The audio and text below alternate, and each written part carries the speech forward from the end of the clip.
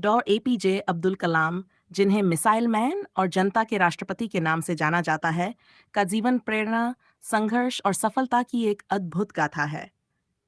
उनका जन्म अक्टूबर 1920 को तमिलनाडु के रामेश्वरम के पास एक छोटे से गांव धनुषकोडी में हुआ। उनका परिवार आर्थिक रूप से कमजोर था। उनके पिता मछुआरों को नाव किराए पर देते थे और मां गृहिणी थीं। बचपन से ही कलाम ने शिक्षा के महत्व को समझा और इसे अपनी प्राथमिकता बनाया। पढ़ाई के लिए उन्होंने अखबार बेचने और छोटी छोटी नौकरियां की। शिक्षा के प्रति उनकी लगन ने उन्हें मद्रास इंस्टीट्यूट ऑफ टेक्नोलॉजी तक पहुंचाया, जहां उन्होंने एरोस्पेस इंजीनियरिंग में अध्ययन किया।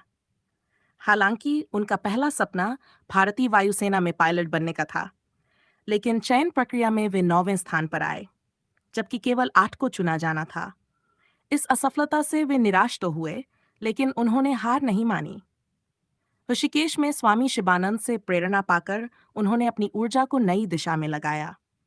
डॉ. कलाम ने इसके बाद रक्षा अनुसंधान और विकास संगठन और भारतीय अंतरिक्ष अनुसंधान संगठन में काम किया।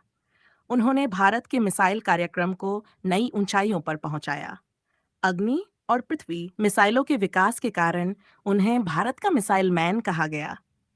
उनके नेतृत्व में भारत ने 1908 में पोखरण में सफल परमाणु परीक्षण कर दुनिया को चौंका दिया। इस उपलब्धि ने भारत को विश्व की महाशक्तियों में एक स्थान दिलाया। 2002 में डॉ. कलाम भारत के 9वें राष्ट्रपति बने। उनका व्यक्तित्व इतना सरल और विनम्र था कि उन्हें जनता का राष्ट्रपति कहा गया। राष्ट्रपति के रूप में उन्होंने युवाओं के साथ संवाद को प्राथमिकता दी और उन्हें बड़े सपने देखने और मेहनत से उन्हें पूरा करने के लिए प्रेरित किया। उनकी पुस्तक विंग्स ऑफ फायर ने लाखों युवाओं को प्रेरित किया। डॉ. कलाम का मानना था कि शिक्षा ही हर समस्या का समाधान है। वे हमेशा कहते थे, सपने वो नहीं जो हम सोते वक्त देखते हैं, सपने वो हैं जो हमें सोने नहीं देते। उनकी पूरी जिंदगी संघर्ष और समर्पण की मिसाल थी। उन्होंने जीवन भर विज्ञान, शिक्षा और राष्ट्र सेवा को अपनी प्राथमिकता दी।